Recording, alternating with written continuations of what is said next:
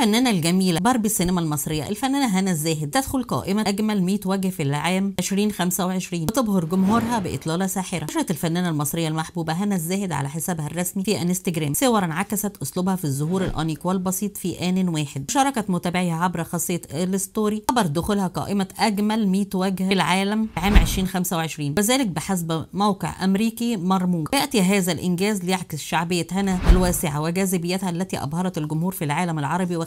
اختارت الفنانة الجميلة هنا الزاهد في إطلالتها الأخيرة فستانا ناعما قصته الضيقة تبينت أنوثتها مع قصة صدر مستقيمة حمالات رفيعة جدا. ميز هذا التصميم بلون الأبيض مع انعكاس الترتر الشفاف الذي زين الفستان بالكامل وأضاف تفاصيل الترتر على الإطلالة حركة موسى عصرية صارت من كلاسيكية الإطلالة. تألقت هنا الزاهد في هذه الإطلالة بمجوهرات ABM مناق كونها علامة مجوهرات عصرية. اختارت هنا عقد سوارين مصمم تكر تزينت بكراتين لون التركوازي الذي يليق على لون عين. كعادتها تحرص هنا الزاهد على إبراز ملامح وجهها الطبيعية من خلال اعتماد مكياج النمش وتحديد الحواجب وتطويل الرموش. منحتها خطوات المكياج هذا الأسلوب أسلوبا فريدا خاصة بالعيون الخضراء. أما تسريحة الشعر فأضافت إلى لوكها سحرا عفويا عزز من جمالها الفريد. التسريحة لسه للشعر الطويل المنسدل مع فرق نصفي لم يخفف كثافة شعرها الساحر.